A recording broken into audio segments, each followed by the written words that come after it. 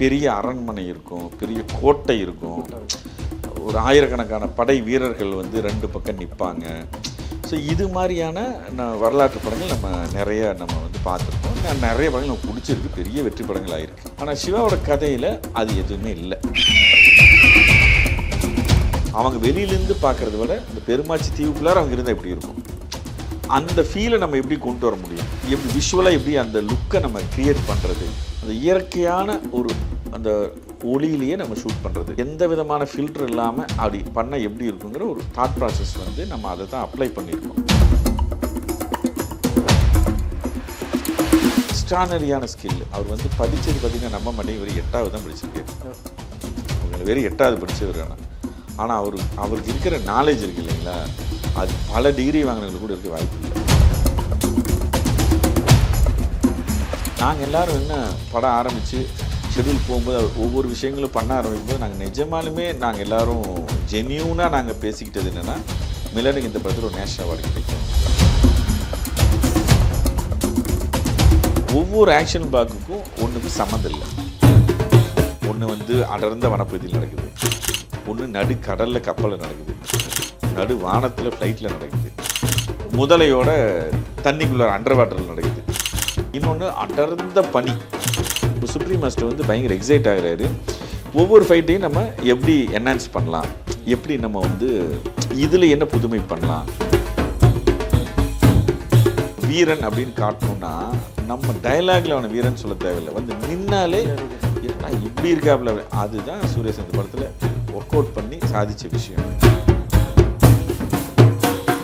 படமாக நான் வந்து நம்ம ஷூட் பண்ணும்போது பார்த்தோம், எடிட்டில் பார்த்தோம், ஃபைனலாக அவுட்புட் பார்க்கும்போது எனக்கு வந்து 100 மார்க் கொடுக்கலான்னா 99 தான் சூரியஸ் கொடுக்கணும்.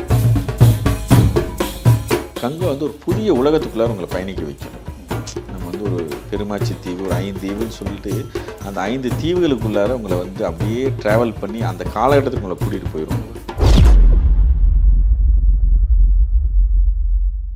எல்லா நாட்டிலையும், எல்லா ஸ்டேட்லேயும், எல்லா வீட்லேயும் இருக்க எல்லாருக்கும் என்னோட அன்பான வணக்கம். ஸோ இன்றைக்கி நம்ம கூட வந்து கங்குவா படத்தின் டிஓபி வெற்றி சார் வந்து இணைஞ்சிருக்காங்க. நிறைய விஷயம் கேட்டு தெரிஞ்சுக்கலாம் வாங்க. வணக்கம் சார். வணக்கங்க. எப்படி இருக்கீங்க? மகிழ்ச்சியாக இருக்கேன். Okay sir. கங்குவா, ஸோ கங்குவானோட ஒரு பயங்கரமான எதிர்பார்ப்பில் இருக்குது அப்படின்னு சொல்லணும் கண்டிப்பாக. ஏன்னா வந்து நவம்பர் 14 வந்து ரிலீஸ் ஆக போகிறதுனால நிறைய சைடு வந்து அவ்வளோ எதிர்பார்ப்பு இருக்குது. அதுவும் இந்த படம் வந்து ட்ரைலர் பார்க்கும்போது தெரியுது அந்தளவுக்கு ஒரு பிரம்மாண்டமான ஒரு விஷயம் இருக்குது. ஒரு அடுத்த ஒரு ஹிஸ்டாரிக்கலாக ஒரு விஷயத்தை வந்து தமிழ் சினிமாவில் வந்து பதிக்க போகிறோம் அப்படின்ற எதிர்பார்ப்பு இருக்குது. எப்படி சார் இந்த ப்ராசஸ் ஸ்டார்ட் ஆச்சு? சிவா சார் எப்படி அப்ரோச் பண்ணார் உங்ககிட்ட வந்து? கங்குவா படம் நீங்கள் சொல்கிற மாதிரி ஒரு தமிழில் ஒரு புதிய முயற்சி பண்ணியிருக்கோம். ஒரு larger than life character, out of box திங்கிங்கில் ஒரு ஸ்கிரிப்ட் பண்ணி அதை எக்ஸிக்யூட் பண்ணால் என்ன மாதிரியான ஒரு படத்தை உருவாக்க முடியும் அப்படின்னு கொண்டு வந்து இன்றைக்கி படம் 2 நாள் ரிலீஸ் ஆக போகுது. கங்குவாங்கிற ஜேர்னி வந்து சிவா ஃபஸ்ட்டு இந்த கதையை சொல்லும்போது, இது வந்து நம்ம இது வரைக்கும் பண்ண படங்கள்லேருந்து டோட்டலாக வேற ஒரு ஜானரில் ட்ரை பண்ண போகிறோம்.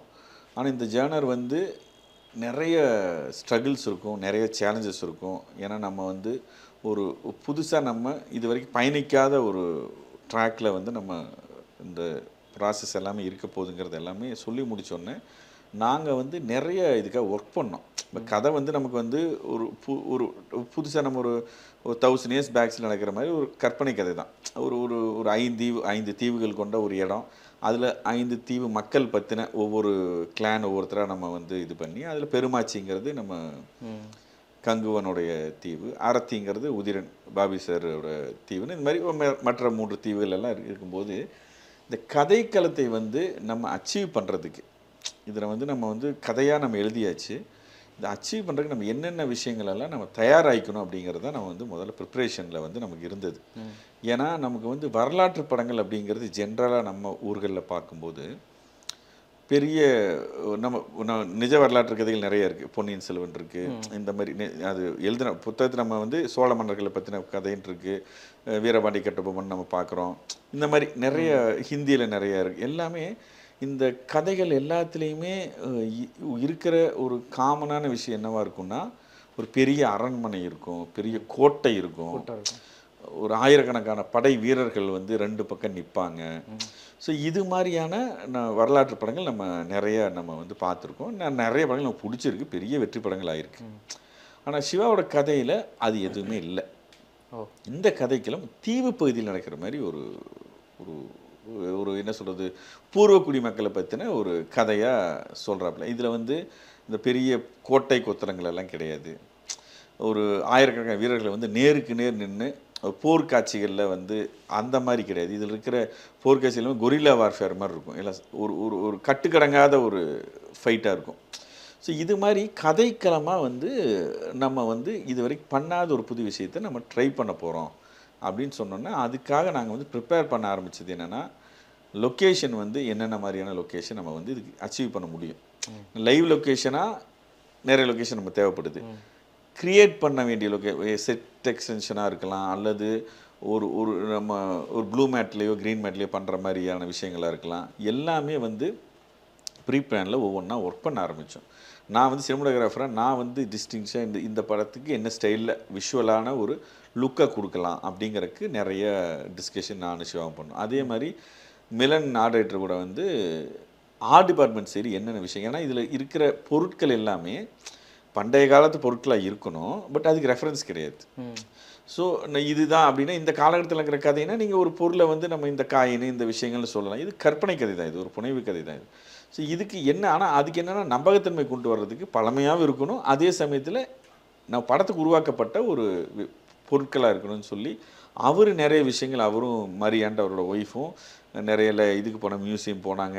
அந்த ஆயுதங்கள் என்ன மாதிரியான போர்க்கருவிகள் இருக்கலாம், என்ன மாதிரியான வீடு அமைப்புகள் இருக்கலாம், என்ன மாதிரியான வாழ்வியல் அவங்க வந்து அந்த மக்கள் வாழ்ந்துக்கிட்டு இருக்காங்க, அவங்களுடைய உணவு முறை என்னவாக இருக்கலாம், இது மாதிரி நிறைய விஷயங்கள் வந்து நம்ம வந்து ப்ரிப்பரேஷனுக்கு நம்ம எடுத்துக்கிட்டோம். அதில் விஷுவல் ஸ்டைல்லாம் இப்படி இருக்கலான்னு ஒரு விஷயத்தை நாங்கள் முடிவு பண்ணுறோம். ஆடிமன்ஸ் இப்படின்னு சொல்லி ஒரு ஜேர்னி வந்து எங்களுக்கு வந்து ஸ்டார்ட் ஆகுது. அது வந்து இன்றைக்கி படமாக உருவாகி 2 நாள் மக்கள் பார்க்க போகிறாங்க. ஸோ கண்டிப்பாக ஒரு நல்ல முயற்சியை வந்து தமிழ் மக்கள் வந்து ஒரு நல்ல படம் வரும்போது பெரிய ஆதரவு கொடுக்கறது நம்ம தொடர்ச்சியாக பார்த்துட்டு தான் வர்றோம். ஸோ நம்ம வந்து என்னென்னா, நம்ம சூர்யா சார் மாதிரி ஒரு ஸ்டார் ஹீரோ வச்சு ஒரு பிரம்மாண்டமான ஒரு படத்தை வந்து நல்ல கான்செப்டோட, ஆக்ஷன் பிளாக் எந்த அளவுக்கு ஹை பாயிண்டில் இருக்கோ எமோஷன் அந்தளவுக்கு இருக்குது. எமோஷன் வந்து முக்கியமாக இதில் வந்து என்ன எமோஷன் உங்களுக்கு ஹை பாயிண்ட்டாக இருக்கும் அப்படின்னா, ஃபர்கிவ்னஸ் மன்னிப்பு, இன்னொன்று ப்ராமிஸ், கொடுத்த வாக்கு. அதுதான் இந்த படத்துடைய கோர் பாயிண்ட்டுங்கிறது. என்னென்னா, இன்றைக்கி இருக்கிற உலகம் வந்து நிறைய போட்டி பொறாமல் சண்டை சச்சரவு, நிறைய நாடுகளில் போர் நடக்குதுன்ட்டு ஒரு அமைதியின்மை, அந்த மாதிரியான சூழல் இருக்கிற இந்த சூழலில் மன்னிப்பு மாதிரி ஒரு பெரிய உணர்வு கிடையாது. எவ்வளோ எக்ஸ்டெண்ட்டுக்கு போய் ஒருத்தனை மன்னிக்கலாம், அதுதான். இவ்வளோ பெரிய தவறு பண்ணவனை கூட நீ மன்னிக்க முடியுமா அப்படிங்கிற ஒரு கேள்வி. எந்த எக்ஸ்டெண்ட்டுக்கு நீ கொடுத்த காப்பாற்றுறதுக்கு ஒரு கதாபாத்திரம் போகலாம், இதுதான் முக்கியமாக டேக்அவேவாக இருக்கும். அது ரெண்டுமே ஜெனியூனாக இந்த படத்தில் வந்து ஒரு ஃபீல் வந்து உருவாக்கியிருக்கு. இவ்வளோ பிரம்மாண்டம், இவ்வளவு ஆக்ஷன் பிளாக், இவ்வளவு புதுமை, இது எல்லாத்தையும் தாண்டி இந்த கோர் எமோஷன் வந்து ரொம்ப நல்லா ஆடியன்ஸுக்கு கனெக்ட் ஆகும்னு நாங்கள் நம்புகிறோம். அதே மாதிரி இன்னொரு விஷயம் என்னென்னா, இப்போது இந்த லைட்டிங்காக நீங்கள் எப்படி ஒர்க் பண்ணீங்கன்றது ரொம்ப ஆச்சரியமாக இருக்குது. ஏன் சொல்கிறேன்னா, நிறைய இடத்துல வார் பண்ணுறாங்க. ஒரு சைடு வந்து இப்போ சூர்யா கங்குவான்ற கேரக்டர் வந்து ஒரு சைடு வாருக்கு போகுது, ஆப்போசிட்லேருந்து வாருக்கு வர வாய்ப்பு இருக்குது.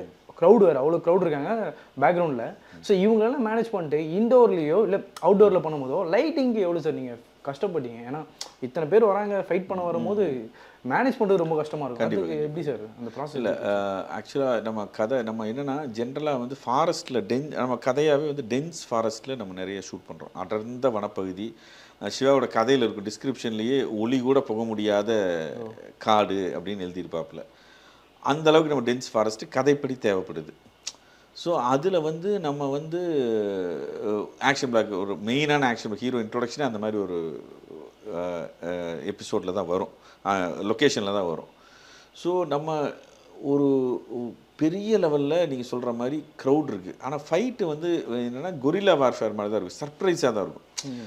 2 பேர் தயாராகிட்டு ஃபைட் பண்ணுறது இல்லாமல் ஒரு சர்ப்ரைஸாக இருக்கும். எங்கேருந்து யார் வந்து அட்டாக் பண்ணுவா அப்படின்னு தெரியாத மாதிரியான ஒரு போர் முறையை வந்து சுப்ரீம் சுந்தர் மாஸ்டர் வந்து கொரியோகிராஃபி பண்ணியிருப்பார்.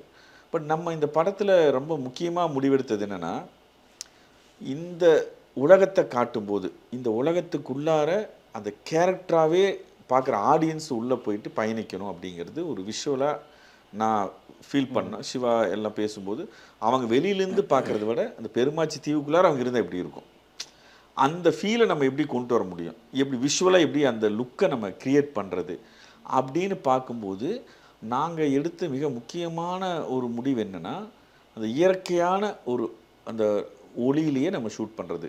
நேச்சுரல் லைட்டு தான் அது. வந்து நம்ம ஆர்டிஃபிஷியலாக க்ரியேட் பண்ணுற லைட்டு வந்து இல்லாமல் நேச்சுராக அங்கே என்ன லைட் இருக்கும், அந்த லைட்டு எப்படி இருக்கும் அப்படிங்கிறது எந்த விதமான ஃபில்டர் இல்லாமல் அப்படி பண்ணால் எப்படி இருக்குங்கிற ஒரு தாட் ப்ராசஸ் வந்து நம்ம அதை தான் அப்ளை பண்ணியிருக்கோம். இன்னொன்று பெருமாச்சி தீவுடைய வெதராக நம்ம சில விஷயங்களை ஃப்ரேம் பண்ணிக்கிட்டோம். இந்த வெதர் கண்டிஷனில், இந்த லைட்டிங் கண்டிஷனில் இந்த தீவு இருக்கும், அதே மாதிரி இன்னொரு வெதர் கண்டிஷனில் அப்படிங்கிறது எல்லாமே நம்ம வந்து ஒரு பிளானிங்கில் பண்ணது தான். அதை வந்து நம்ம அட்டைன் பண்ணியிருக்கோம். நம்ம டெப்த்து வந்து என்ன நீங்கள் சொல்கிற ஃபைட்டர்ஸ் எல்லாம் வரதுன்னா அந்த டெப்த்தை க்ரியேட் பண்ணுறதுக்கு ஃப்ரேமிங்லேயும் வேறு சில விஷயங்களையும் நம்ம ஒர்க் பண்ணியிருக்கோம். அது எல்லாமே நல்லா வந்திருக்கு ஆக்சுவலாக. இன்னொரு விஷயம் கேட்கணும்னா, ஆர்ட் டைரக்டருக்கும் உங்களுக்கும் இருக்க ஒரு பாண்டிங் இது 3 பேரோட இருக்கணும். முதல்ல நான் ஆர்ட் டைரக்டர்லேயே ஸ்டார்ட் பண்ணுறேன். சினிமாட்டோகிராஃபருக்கும் ஆர்ட் டைரக்டருக்கும் ஒரு ஒரு ஒரு என்ன சொல்ல ஒரு உறவு இருந்தால் மட்டும்தான் அதோட அவுட்புட்டு நல்லா வரும்னு சொல்லுவாங்க. இதில் எங்களுக்கு பார்க்கும்போதே தெரியுது. மிலன் சாரோட நீங்கள் இது பண்ணது அதோட மிலன் வந்து எனக்கு ரொம்ப, நாங்கள்லாம் வந்து அசிஸ்டண்ட்டாக இயற்கைன்னு ஒரு படம், இயற்கைங்கிற படத்தில் நானும் அசோசியேட்டு, அவரும். நான் வந்து என்னோடய கிளாஸ்மேட்டு ஏகாம்பரம்ட்டு அவன் தான் கேமராமேன். அதுக்கு மிலன் வந்து சாபு சாரோட அசிஸ்டண்ட்டாக ஒர்க் பண்ணுறார். அப்போ இருந்து நாங்கள் 2 பேரும் ரொம்ப ஃப்ரெண்ட்ஸ், ரொம்ப நெருங்கிய நண்பர்கள். நான் இண்டிபெண்ட்டாக படங்கள் பண்ண ஆரம்பித்தேன், அவர் இண்டிபெண்ட்டாக படங்கள் பண்ண ஆரம்பித்தார். வீரம் படம் உருவாகும்போது சிவாகிட்ட நான் தான் மிலனை வந்து இன்ட்ரோ பண்ணேன். ரொம்ப டேலண்டான ஆர்ட் டைரக்டரு, நல்லா செட் ஆவார். ஏன்னா சிவாவுக்கும் மிலன் சாருக்கும் பழக்கம் இல்லை. ஸோ வந்தார். ஆனால் வந்ததுக்கப்புறமா அவருடைய அபரீதமான திறமையினாலையும் மிக உயர்ந்த குணத்தினாலையும் என்னை விட சிவா க்ளோஸ் ஆகிட்டாப்புல. ஓகேங்களா? ஸோ மிலன் சாரை பொறுத்த வரைக்கும் ஒரு அவர் என்னுடைய மிகப்பெரிய வருத்தம் இன்றைக்கி நம்மோடு இல்லை. அவர் வந்து க்ரியேட்டிவாக அவருக்குள்ள ஸ்கில் வந்து எக்ஸ்ட்ரானரியான ஸ்கில். அவர் வந்து படித்தது பார்த்திங்கன்னா நம்ப மாட்டேங்க, வெறும் 8வது தான் படிச்சிருக்காரு. உங்களுக்கு வெறும் 8வது படித்தவர். ஆனால் அவருக்கு இருக்கிற நாலேஜ் இருக்குது இல்லைங்களா, அது பல டிகிரி வாங்கினவங்களுக்கு கூட இருக்க வாய்ப்பு இல்லை. இது நான் சொல்கிறது ஆர்ட் டைரக்ஷனில் நான் சொல்கிறேன். அவ்வளவு மைன்யூட்டாக எதை சொன்னாலும் அதுக்கு அவரால் வந்து அச்சீவ் பண்ண முடியும். மாடர்னாக பில்லா மாதிரி ஒரு படத்துக்கு அப்படி ஒரு செட்டப் போடுறாரு. கங்குவா மாதிரி இப்போ ஒரு படம். ஸோ அவர் வந்து எதை கொடுத்தாலும் அதில் வந்து ஒரு அழகான ஒரு வடிவமைப்பை கொண்டு வரதாகட்டும், டோன் தரதாகட்டும், அவருக்கு நிகர் அவர் தான் ஆக்சுவலாக. ஆனால் அவருக்கு வந்து நிறைய விஷயங்கள் எக்ஸ்பெரிமெண்ட் பண்ணணும், நிறைய விஷயங்கள் வந்து ஆர்ட் டைரக்ஷனில் வந்து அச்சீவ் பண்ணுங்கிற ஆம்பிஷன் பயங்கரமாக இருந்துச்சு. அது நிறைய ஒவ்வொரு படத்துக்கும் நம்ம வந்து ஒர்க் பண்ணுவோம். அந்த படத்தோட கதைக்கு என்ன தேவையோ, அந்த படத்துக்கு என்ன டைரக்டர் டிமாண்ட் பண்ணுறாரோ அதை நம்ம ஒர்க் பண்ணுவோம். அதில் நம்மளால் எவ்வளோ பெஸ்ட்டாக கொடுக்க முடியுமோ அதுக்கு உழைப்போம். ஆனால் ஒரு சில கதைகள் தான் வந்து நம்முடைய திறமையை முழுமையாக வெளிக்கொண்டு வர்றதுக்கான சூழலை உண்டாக்கும். அதுமாதிரி கங்குவா கதை வந்து சினிமாட்டோகிராஃபராக எனக்கும், ஒரு ஆர்ட் டைரக்டராக மிலனுக்கும், டைரக்டராக சிவாக்கும், ஒவ்வொரு டெக்னீஷியனுக்கும் ஒரு நல்ல ஒரு அடித்தளத்தை கதை உருவாக்குச்சு. நாங்கள் எல்லோரும் என்ன படம் ஆரம்பித்து ஷெட்யூல் போகும்போது ஒவ்வொரு விஷயங்களும் பண்ண ஆரம்பிக்கும்போது நாங்கள் எல்லோரும் ஜென்யூனாக நாங்கள் பேசிக்கிட்டது என்னென்னா, மிலனுக்கு இந்த படத்தில் ஒரு நேஷ்னல் அவார்டு கிடைக்கும், இன்டர்நேஷ்னல் லெவலில் இந்த படத்தை நம்ம கொண்டு போனோம்னா ஒரு ஆர்ட் டைரக்ஷனுக்கு வந்து ஒரு பெரிய ரெகனைசேஷன் கிடைக்கும், இதுக்கப்புறம் பெரிய பெரிய ஒரு படங்கள் பண்ணக்கூடிய வாய்ப்பும் சூழலும் மிலனுக்கு இந்த படத்தினுடைய ஒர்க்கு மூலமாக கிடைக்கும். நாங்கள் வந்து ரொம்ப பிலீவ் பண்ணோம். அதுக்கான ஒர்க்கை தான் ஒரு படத்தில் பண்ணியிருக்காரு. மிலன்கிட்ட இருக்கிற மிகப்பெரிய அவரோட திறமையாக நான் என்ன சொல்லுவேன்னா, நிறைய ஒவ்வொரு ஆர்ட் டைரக்டருக்கும் ஒவ்வொரு டேலண்ட் இருக்குது. மிலன் சாருடைய டேலண்ட்டாக நான் என்ன சொல்லுவேன்னா, ஒரு சினிமாட்டோகிராஃபர் பாயிண்ட் ஆஃப் வியூ யோசிக்கக்கூடிய ஒரு ஆர்ட் டைரக்டர். அது ரொம்ப முக்கியம். அவருடைய செட்டோடைய அந்த டிசைனே எப்படி இருக்குன்னா, ஒரு லேயர் ஆஃப் டெப்த்தோடு தான் பண்ணுவார் அவர். இவன் வந்து இந்த இடத்துல கேமரா வச்சான்னா இந்த இடத்துல டப்புன்னு ஒரே ஃப்ளாட்டாக முடிஞ்சிடக்கூடாது, இதுக்கு மேலே ஹைட்டில் ஒன்று இருக்கணும், அல்லது இந்த கேப் விட்டோம்னா இதுக்கு பின்னாடி என்னென்னு ஒரு 360 டிகிரி ஒரு செட்டு போட்டாருன்னா எந்த இடத்துல வேணாலும் நீங்கள் கேமரா போய் தைரியமாக வைக்கலாம். எப்படி வச்சாலும் அந்த இடத்துக்கு ஏற்ற மாதிரி ஒரு விஷயத்தை யோசிச்சிருப்பார். அது வந்து அவர் செட்டு மார்க்கிங் பண்ணும்போது, டிசைன் பண்ணதுலேருந்து மார்க்கிங் போதுலேருந்து அவர் மைண்டில் இருக்கும். நம்மகிட்ட சொல்லுவாரான்னு சொல்ல மாட்டார், ஆனால் போகும்போது அது இருக்கும். அதுதான் அவரோட ஒரு பயங்கரமான ஒரு டேலண்ட் அது. இன்னொன்று, ஒரு செட் அசிஸ்டன்ட் வேலை செய்கிற மாதிரி வேலை செய்வார். ஒரு ஆர்ட் டைரக்டர்னா இன்ஸ்ட்ரக்ஷன் கொடுத்துட்டு சேரில் போய் உட்கார்றதோ அப்படியான ஆள் கிடையாது அவர். இந்த படத்தில் ஒரு ஆயிரக்கணக்கான போர்க்கருவிகள் பயன்படுத்தியிருக்கோம். நிறைய மாஸ்க்கு, ஒவ்வொரு கத்தியிலையும் ஒரு மாஸ்களோட வேர்வை இருக்குது. ஒவ்வொன்றும் அவர் அவர் அவர் என்னென்னா 1000 கத்தி பண்ணுறோம், 1000 வால் பண்ணுறோம், சரி ஃபோர்க்ரவுண்டில் ஒரு 100 பேர்த்துக்கு நல்லதாக கொடுத்துட்டு பின்னாடி வந்து கொஞ்சம் டம்மியாக கொடுத்துருவோம் அப்படின்னு நினைக்க மாட்டாப்புல. இந்த கத்திக்கு என்ன டீட்டெயில் ஒர்க் பண்ணியிருக்காங்களோ அதே டீட்டெயில் கடைசியில் ஒருத்தன் பிடிச்சிட்டு இருப்பான்ல ஒரு கத்தி, அதுக்கும் இருக்கும். அதுதான் அது. பட் எனக்கு இந்த படத்தில் ரொம்ப ஜெல்லாகி தான் ஒர்க் பண்ணோம். ஏன்னா எங்களுக்கு தெரிஞ்சிருச்சு இந்த கதை வந்து பலவிதமான ஒரு ரெகனைசேஷனும் நம்ம கிடைக்கும்.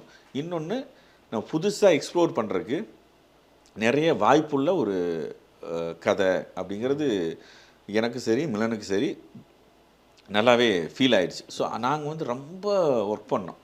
நம்ம மிலன் இதில் என்ன பண்ணலாம், அதில் என்ன பண்ணலாம் அப்படின்ட்டு ஒவ்வொரு எபிசோடுக்கும் நாங்கள் வந்து பேசிக்கிட்டே இருப்போம். இதை பண்ணலாம் மிலன், அப்படி பண்ணலாம் அப்படி.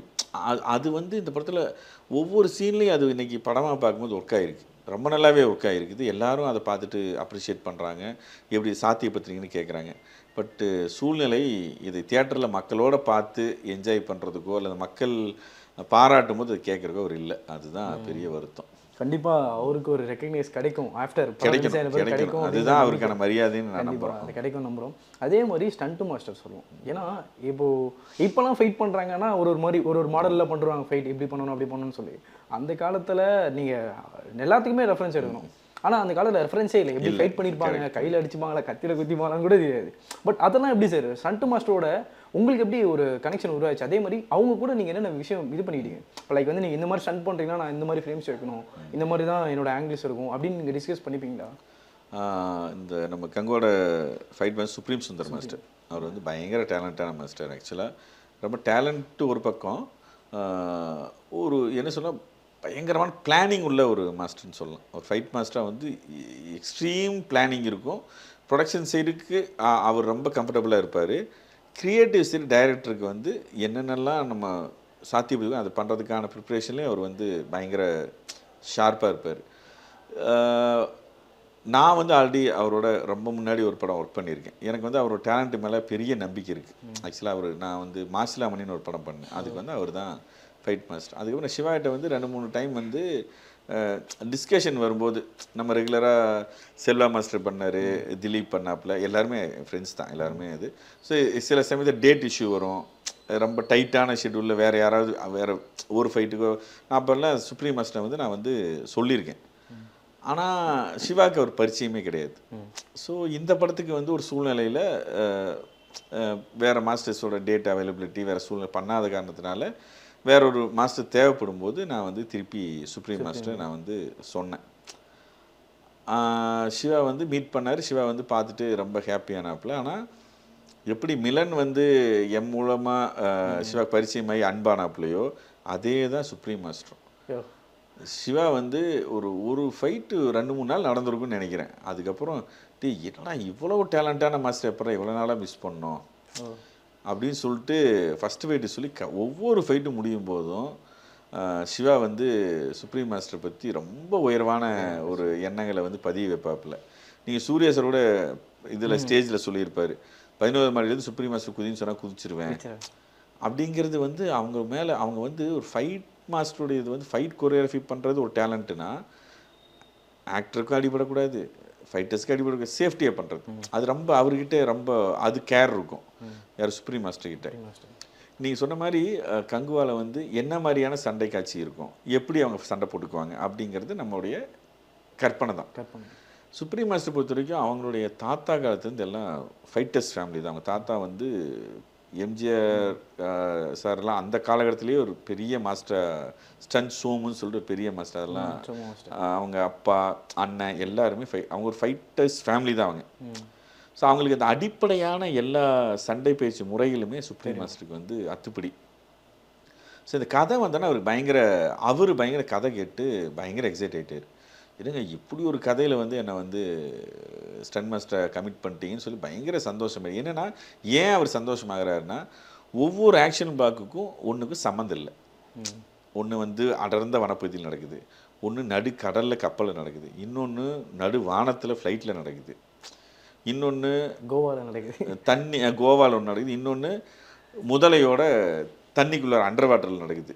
ஸோ இப்படி ஒவ்வொன்றுக்கும் சம்மந்தமில்லாத ஆக்ஷன் பிளாக். இன்னொன்று அடர்ந்த பனி, எதிர்த்த மாதிரி இருக்கிறவங்க கூட தெரியக்கூடாதுங்கிற மாதிரி ஒரு ஒரு ஒரு ஒரு ஒரு என்ன சொல்கிறது, பனி படர்ந்த ஒரு காடு. சீன் படி நீங்கள் நானும் இந்த டிஸ்டன்ஸ் தான் இருக்கோம், ஆனால் நீங்கள் எனக்கு தெரியக்கூடாது, அந்த அளவுக்கு மிஸ்ட் ஃபார்ம் ஆகின மாதிரி ஒரு சூழலில் ஒரு பெரிய ஆக்ஷன் பிளாக் படத்தில் இருக்குது.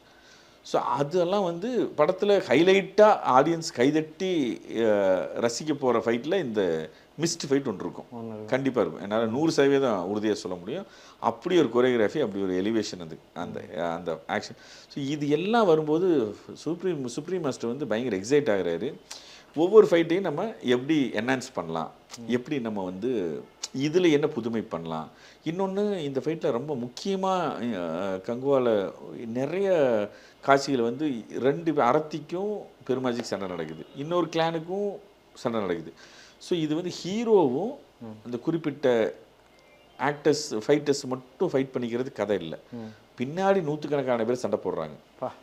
அப்போது ஃபைட் மாஸ்டர் சுப்ரீம் மாஸ்டர் எனக்கு ரொம்ப வியந்தது, அல்லது நான் வந்து அவர் மேலே ரொம்ப மதிப்பு, ரொம்ப ஃபைட் மாஸ்டர் மேலே நமக்கு வர்றதுக்கு காரணம் என்னென்னா, ஒரு லேயரை க்ரியேட் பண்ணுவார். இப்போ எப்படி சூர்யா சார் ஒருத்தவங்களோட சண்டை போடுறத வந்து ஒரு கொரியோகிராஃபி பண்ணுறாரோ, அதே மாதிரி அடுத்த லேயரில் ஃபைட் பண்ணிகிட்டு இருப்பாங்க. அதுக்கடுத்த லேயர்னு ஒரு 5-6 லேயர் க்ரியேட் பண்ணி அதை ஆர்கனைஸ் பண்ணுறது சாதாரணப்பட்ட வேலை கிடையாது. ஒரு 500 பேர் வந்து சண்டை போடுறாங்கன்னா இவர் இந்த டைமில் இவர் அடிக்கணும். ஹீரோ 4 ஃபைட்டர் அடிக்கிறது கொரியோகிராஃபி பண்ணுறது ஓகே, அது பண்ணிடலாம். பின்னாடி இருக்கிற 100-200 பேரும் அந்த டைமிங்கில் அடிக்கணும். 3 கேமரா வச்சுருப்போம், 3 ஆங்கிள்லேயும் அவங்க ஃபைட் பண்ணணும். அது வந்து அவ்வளோ எக்ஸ்ட்ரானரியாக கொரியோகிராஃபி பண்ணார். அது வந்து ரொம்ப சிவாவும் நானும் நிறைய டைம் அதை பற்றி பேசியிருக்கோம். இந்த கொரியோகிராஃபி ரொம்ப கஷ்டம், அது வந்து மாஸ்டர் வந்து சூப்பராக பண்ணுறாருன்னு பேசிகிட்டு இருந்தோம். கண்டிப்பாக கங்குவா ஒரு ஆக்ஷன் லவர்ஸுக்கு வந்து பெரிய ஃபீஸ்ட்டாக இருக்கும். அதே மாதிரி சூர்யா சாரை சொன்னோம், இந்த ஹிஸ்டாரிக்கல் பீரியட் படம் அப்படின்னும் போது நம்மளுக்கு டப்புன்னு வந்து 7ஆம் அறிவு ஞாபகம் வரும். அதுக்கப்புறம் இந்த படம் சொல்லலாம், ஏன்னா அந்த ட்ரைலர்லாம் பார்க்கும்போது அவர் கூட ஒர்க் பண்ணும்போது எப்படி சார் இருந்துச்சு? ஏன்னா வந்து நிறைய இடத்துல அந்த கங்குவாலாம் பார்க்கும்போது ஒரு மாதிரி அவர் கணீர் கொலரில் ஒரு மாதிரி பயங்கரமாக ஆக்ட் பண்ணுறாரு. அந்த இடத்துலாம் பார்க்கும்போது ஏன்னா எதிர்பார்ப்பு அதிகமாக கூடுது சொல்லலாம். அந்த கங்குவாவோட கேரக்டர் முக்கியமாக சொல்லும். அதுக்கப்புறம் இந்த மாதிரி இன்னொரு கேரக்டர் வேறு, ஃப்ரான்சைஸ் கேரக்டர் வேறு இருக்குது. ஸோ அது ஒரு மாதிரி வித்தியாசமாக இருக்குது. ஸோ அவர் கூட ஒர்க் பண்ணும்போது உங்களுக்கு என்ன சார் தோணுச்சு? எப்படி சார் இருந்துச்சு? சூர்யா சாரோட என்னோட முதல் படம் இது.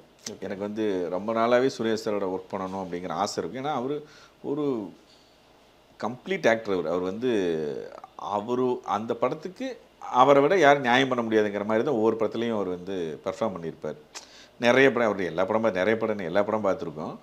பட் அந்த சூழல் வந்து கங்குவாவில் உருவாகும் போது எனக்கு ரொம்ப ஒரு எக்ஸைட்டிங்காக இருந்துச்சு. நம்ம வந்து சூர்யா சாரோட ஒரு படம் பண்ணுறோங்கிறது. அதில் ரொம்ப என்னை வந்து சந்தோஷப்படுத்தி, நம்ம ரெகுலர் படம் பண்ணலை, ஒரு ஹிஸ்டாரிக்கல் படம் பண்ணுறோம் அப்படிங்கிறது இன்னும் ஒரு எக்ஸைட்மெண்ட்டாக அடுத்த லெவல் கொண்டு போயிடுச்சு. ஏன்னா இது கதைப்படி சூர்யா சார் வந்து ஒரு ட்ரைபல் வாரியர், ஒரு என்ன சொல்கிறது, ஒரு பூர்வக்குடி மக்களுடைய ஒரு பெருமாச்சி, அவங்களோட தலைவர், ஒரு போர் தலைவன் மாதிரி வச்சுக்கலாம். ஸோ நம்ம ஜென்ரலாக நம்ம வந்து ஒரு தலைவர் அப்படின்னு, ஒரு வீரன் அப்படின்னு காட்டணும்னா நம்ம டைலாக்ல அவனை வீரன் சொல்ல தேவையில்லை, வந்து நின்னாலே என்னடா இப்படி இருக்காப்புல. அதுதான் சூர்யா சார் இந்த படத்தில் ஒர்க் அவுட் பண்ணி சாதித்த விஷயம். இந்த கதாபாத்திரத்துக்கு அவர் ஃபார்ம் ஆகணும் அப்படின்னு கங்குவன் கதாபாத்திரத்தை சூர்யா சார் பண்ணும்போது என்ன மாதிரியான கேரக்டர்ஸ் அந்த கங்குவனுக்கு இருக்கணும் அப்படின்னு சிவா சில டிஸ்கிரிப்ஷன்லாம் கொடுக்கும்போது மிகப்பெரிய போர் வீரன், அதே சமயத்தில் அளப்பரிய கருணையாளன் அப்படிங்கிற மாதிரி ஒரு இது சொல்கிறார். எமோஷன் வந்து அவர் அந்த அளவுக்கு அவர் கருணையாக இருப்பார், ஆனால் அந்த அளவுக்கு போர் வீரனாகவும் இருப்பார். அது மாதிரி ஒரு ஒரு ஒரு ஒரு ஒரு உணர்வுகளை வந்து வெளிப்படுத்துறதுக்கு ரொம்ப காம்ப்ளெக்ஸான சில சீன்ஸ் எல்லாம் இருக்குது. என்ன மாதிரி எமோட் பண்ண முடியும், என்ன மாதிரி இது பர்ஃபார்ம் பண்ண முடியும் அப்படிங்கிறதுக்கு வந்து டஃப்பான சில சீக்வன்ஸ் எல்லாம் இருக்குது. அதெல்லாம் வந்து சூர்யா சார் வந்து அவ்வளோ அழகாக பண்ணார். அது வந்து நம்மளை வந்து இன்றைக்கி ஒரு அந்த படமாக நான் வந்து நம்ம ஷூட் பண்ணும்போது பார்த்தோம், எடிட்டில் பார்த்தோம், ஃபைனலாக அவுட்புட் பார்க்கும்போது எனக்கு வந்து சூர்யா சார் வந்து ஒரு கங்குவா படம் 100 மார்க் கொடுக்கலான்னா 99 மார்க் சூர்யா சார் கொடுக்கலாம். அந்த அளவுக்கு அந்த படத்தை வந்து அப்படி கொண்டு போயிருக்காரு. அதுதான் அவர் அவர் ஏன்னா நம்ம டைரக்டரு, டெக்னீஷியன் எல்லாரும் நம்ம ஹார்ட் ஒர்க் பண்ணுறோம், மியூசிக் டைரக்டர் ஒர்க் பண்ணுறாங்க. ஆனால் முகமாக மக்கள் யார் பார்க்குறாங்கன்னா அந்த படத்தோட ஹீரோ. கங்குவாங்கிற கதாபாத்திரத்தை போஸ்டரில் ஆடியன்ஸ் பார்க்கும்போது இப்படி ஒரு லுக்கில் இருக்காருன்னு தான் பார்க்க வர்றாங்க. வந்ததுக்கப்புறம் கேமராமேன் நல்லா பண்ணார், ஆடிட்டர் நல்லா பண்ணார், மியூசிக் அதெல்லாம். ஆனால் நம்ம கதையை வந்து கன்வே பண்ணுறது முதன்மை கதாபாத்திரம் தான். அது சுரேஷ் சார் வந்து எக்ஸலண்ட்டாக பண்ணியிருக்காரு. நான் ரொம்ப ப்ரௌடாக ஃபீல் பண்ணேன். சுரேஷோட இப்படி ஒரு படத்தில் நமக்கு ஒர்க் பண்ணுறதுக்கான ஒரு சூழல் உருவானதை நினச்சி நான் ரொம்ப ப்ரௌடாக ஃபீல் பண்ணேன். அதே மாதிரி அவரு சில இந்த படத்துலேயே வந்து எதனா சீன்ஸ் ரொம்ப கஷ்டப்பட்டு பண்ணார் அப்படின்னு சொல்ல முடியுமா? இப்போ வந்து லைக் வந்து இந்த சீன், இந்த ஒரு டைமில் ஒரு சீன் இருக்குது, இந்த சீன்லாம் ரொம்ப ரொம்ப ஸ்ட்ரெயின் பண்ணி பண்ணாங்க. ஏன்னா நிறைய ஃபுல்லாக பண்ணி. ஏன்னா ஸ்ட்ரெயின் என்னென்னா ஆக்சுவலாக அந்த படம் ஃபுல்லாகவே அவருக்கு வந்து டஃப்பு தான். என்ன ரீசன், மெயின் ரீசன் என்னென்னா, இப்போது அவருடைய காஸ்டியூம் இருக்கு இல்லைங்களா, காஸ்டியூமே பயங்கர வெயிட்டு. ஓகே. பயங்கர வெயிட்டு. அது வந்து அதை போட்டுட்டு நம்ம நடமாடுறதே கொஞ்சம் டஃப்பாக தான் இருக்கும். ஏன்னா நிறைய ஆர்னமெண்ட்ஸ் இருக்குது, ஹேர் நிறைய இந்த ஏகப்பட்ட விஷயம். ஒரு கம்ஃபர்டபுளாக இப்போ நம்ம ஜாலியாக கையாட்டிட்டு பேசுகிற மாதிரி பண்ணலாம். பட் என்னென்னா அதுக்கு அவர் எடுத்துக்கிட்ட நேரமும் உழைப்பு இருக்குது இல்லையா. டாட்டூஸ், கை ஃபுல்லாக டாட்டூஸ் இருக்குது. ஸோ இது எல்லாமே அவரை வந்து ஒரு பர்சனாக வந்து ரொம்ப டஃப்பாகும் இது பெர்ஃபார்ம் பண்ணுறதுக்கு. பட் நான் வந்து அவர் ரொம்ப கஷ்டம்னா அவர் வந்து எல்லா சீனும் அவரோட இது பண்ணியிருக்காரு. ஒரு ஒரு ஒரு 7-8 நாள் வந்து ஒரு அண்டர் வாட்டர்லேயே ஒரு சீக்வன்ஸ் பண்ணோம். ஒரு முதலையோட ஒரு ஆக்ஷன் பிளாக். அது வந்து எனக்கு வந்து அவர் ட்ரெஸ்ஸு தண்ணியில் நனையிறது, தண்ணிக்குள்ளாரையே 7 நாளும் நான் கேமராவோட நான் இருக்கிறது வேறு. பட் தண்ணியில் மூங்கணும், எந்திரிக்கணும், ஃபைட் பண்ணணும், இங்கிருந்து அங்கே குதிக்கணும். இது வந்து எனக்கு ரொம்ப அவர் பார்க்கும்போது என்னடா இந்த மனுஷன் இவ்வளவு சின்சியராக வேலை செஞ்சுட்டு இருக்காருங்கிற மாதிரி பட்டுச்சு. ரொம்ப டஃப்பாக இருந்துச்சு அவருக்கு அந்த சீக்வன்ஸு. அவர் சொல்லலை, எனக்கு பர்சனலாக ஃபீல் ஆனது நான் சொல்கிறேன். அதே மாதிரி இப்போ இது அவுட் ஆஃப் செக்ஷனாக தான் இருக்குது இந்த கேள்வி மட்டும். தல அஜித் அவர்களோட வந்து கிட்டத்தட்ட 4 படம் பண்ணியிருக்கீங்க. வீரம்லேருந்து ஸ்டார்ட் பண்ணியிருக்கீங்கன்னு நினைக்கிறேன். ஸோ அவ்வளோ படம் பண்ணியிருக்கீங்க. இப்போ ரீசெண்டாக வந்து அவர் வந்து நிறைய படங்கள் பண்ணிருக்காரு, சில அப்டேட்லாம் வந்துட்டுருக்கு. ஆனால் ஃபுல் அண்ட் ஃபுல்லாக ஒரு இந்த மற்ற விஷயத்துலேயே போயிட்டுருக்காரு. இந்த ஒரு சோஷியல் மீடியாவில் பார்த்தீங்கன்னா கடவுளே அஜித்தே அப்படின்ற அந்த டைலாக் மட்டும் எங்கே சுற்றாலுமே கேட்டுட்டு இருக்கோம். சார் 4 படம் பண்ணியிருக்கீங்க சார். ஸோ அஜித் சார் அப்படின்னு டப்புனே சார் மைண்டில் வருது உங்களுக்கு? அவர் வந்து ஒரு நபராகவே ஒரு பிரம்மாண்டமான ஒரு உணர்வு அவரை பார்த்தா நமக்கு ஏற்படும். அவர் நார்மலாக தான் நடந்து வருவார். ஒரு 1000 பேர் இருந்தாலும் அவர் மேலே தான் நம்ம கண்ணு போகும். அந்த பவர் அவர்கிட்ட இருக்குன்னு நான் நினைக்கிறேன். அந்த அட்ராக்டிவ் பவர் வந்து அவர்கிட்ட இருக்குன்னு நினைக்கிறேன். அவருடைய அந்த ஸ்க்ரீன் ப்ரெசன்ஸுங்கிறது வேற. ஒரு மனிதராகவே அவர் வரும்போது அவர் மேலே நமக்கு பிரமிப்பு ஏற்படுற மாதிரி தான் அவருடைய செயல்பாடுகளாகட்டும் மற்ற எல்லா விஷயங்களுமே இருக்கும். நான் 4 படம் பண்ணதெல்லாம் வந்து எனக்கு லைஃப் டைம் நான் வந்து சினிமாகிராஃபராக நான் வந்து ரொம்ப சந்தோஷப்படக்கூடிய விஷயங்கள். எவ்வளோ காலம் ஆனாலும் அவரோட ஒரு, ஏன்னா 4 படங்கள் ஒரு படத்துக்கு நீங்கள் 120 நாள் வச்சா கூட ஆல்மோஸ்ட் 4 வருஷம் 5 வருஷம் வந்து அவரோட தொடர்ச்சியாக ட்ராவல் பண்ணுறதுக்கான ஒரு பெரிய கிஃப்ட் வந்து எனக்கு கிடைச்சிது. ஸோ அஜித் சார் கூட ஒர்க் பண்ணது வந்து எல்லா டெக்னீஷியனும் வந்து அது ரொம்ப ஹை பாயிண்ட்டாக தான் சொல்லுவாங்க. எனக்கு ஆக்சுவலாக அவரோட ஒவ்வொரு நாளும் அவருடைய மெயினாக அவருடைய கேரக்டர் தான். ஆக்சுவலாக அவர் வந்து உயர்வு தாழ்வு இல்லாமல் பழகுவார். அதுதான் அவர். நான் கேமராமேன்னு எனக்கு ஸ்பெஷல் மரியாதையோ அல்லது ஒரு லைட் மேன் இருக்காருன்னு சொல்லி ஒரு தாழ்வான மரியாதை, எனக்கு என்ன வேல்யூ பண்ணுறாரோ அதே வேல்யூவை லைட் மேனுக்கு கொடுப்பாரு. டைரக்டருக்கு என்ன வேல்யூ இருக்கோ அதே வேல்யூ தான் செட் பாய்க்கு கொடுப்பாரு. அதுதான் ஒரு யூனிட்டில் வந்து அவர் எல்லோரும் கொண்டாடுறதுக்கான காரணம் என்னென்னா அதுதான். அவர் வந்து இவ்வளோ பெரிய ஸ்டார் ஹீரோ, அவர் வந்து ரொம்ப காமனாக இருப்பார். அவர் பாட்டுக்கு என்ன நீங்கள் வந்து அவர் வந்து ஒரு ஒரு ஆக்டர்ஸ் கேரக்டர் ஆர்டிஸ்ட்டாக வந்திருப்பாங்க, அவங்களோட தான் உட்காந்து பேசிகிட்டு இருப்பார்னு எல்லாம் நினைப்பீங்க. ஆனால் அவர் பார்த்தீங்கன்னா லைட் மேனோட பேசிகிட்டு இருப்பார், கிரேன் டிபார்ட்மெண்ட்டால் பேசிகிட்டு இருப்பார், செட் டிபார்ட்மெண்ட் அவங்ககிட்டலாம் கேஷுவலாக உட்காந்து பேசிகிட்டு இருப்பார். ஸோ அந்த விஷயங்கள்லாம் வந்து ரொம்ப யூனிக்கான விஷயங்கள். அதுதான் அவரை வந்து எவ்வளோ பெரிய இடத்துல வந்து கடவுள் வச்சுருக்காருன்னு நம்புகிறேன். அதே மாதிரி இப்போது நான் வர நவம்பர் 14 வந்து படம் ரிலீஸ் ஆகுது, கங்குவா படம். ஸோ இந்த படத்துக்கு மக்கள் வந்தீங்கன்னா வந்து இந்த விஷயம் இருக்கும், உங்களை எந்த வகையிலும் வந்து யாரும் இதுவாகாது, ஸோ இவ்வளோ விஷயம் கேரண்டி இருக்குது அப்படின்னா என்ன விஷயம் சொல்லுவீங்க? அதான் கங்குவா வந்து ஒரு புதிய உலகத்துக்குள்ளார உங்களை பயணிக்க வைக்கும். நம்ம வந்து ஒரு பெருமாச்சி தீவு, ஒரு 5 தீவுன்னு சொல்லிட்டு அந்த 5 தீவுகளுக்குள்ளார உங்களை வந்து அப்படியே ட்ராவல் பண்ணி அந்த காலகட்டத்துக்கு உங்களை கூட்டிகிட்டு போயிடும். அந்த 2.5 மணி நேரமும் நீங்கள் வந்து மற்ற எல்லா விஷயங்களையும் மறந்துட்டு அதில் அப்படியே சேர்ந்து பயணிப்பீங்க. அதில் வந்து கதையில் நடக்கிற ஆக்ஷன் பிளாக் ஆகட்டும், சீன்ஸ் ஆகட்டும், ஒவ்வொன்றும் புதுசாக ட்ரை பண்ணியிருக்கோம். பார்த்த சீனாக இருக்காது. அந்த ஒவ்வொரு விஷயங்களுமே வந்து அடுத்தடுத்த எக்ஸைட்மெண்ட்டை வந்து நம்ம கொடுத்துக்கிட்டே போகும். ஸோ ஒரு தியேட்ரிக்கல் எக்ஸ்பீரியன்ஸாக நீங்கள் ஸ்பெண்ட் பண்ணுற 2.5 ஹவர்ஸும் ரொம்ப ஒர்த்தாக இருக்கும். ஒரு தமிழில் வந்து நம்ம பசங்கள்லாம் சேர்ந்து இப்படி ஒரு படத்தை பண்ணிட்டாங்கன்னு எல்லாரும் பெருமைப்படுற மாதிரி ஒரு படமாக இருக்கும். ஸோ கண்டிப்பாக வந்து இந்த கங்குவா டீமில் எல்லாருக்குமே வந்து நல்ல ஒரு ரெகக்னைஸ் கிடைக்கணும் ஆஃப்டர் ரிலீஸ்க்கு அப்புறம். முக்கியமாக சினிமோகிராஃபர் நீங்கள் தான் ஒரு விஷயத்தை கொண்டு வந்திருக்கீங்க கேமரா மூலிமா. ஸோ கண்டிப்பாக அந்த படம் வெற்றி பெற்று உங்களுக்கு எல்லாருக்கும் நல்ல ஒரு வெற்றியாகவே இந்த படம் இருக்கணும்னு சொல்லி எதிர்பார்ப்போட வாழ்த்துக்களையும் சொல்லி விடைபெறுறோம். ரொம்ப நன்றி சார். ரொம்ப நன்றி, ரொம்ப நன்றி. Thank you sir.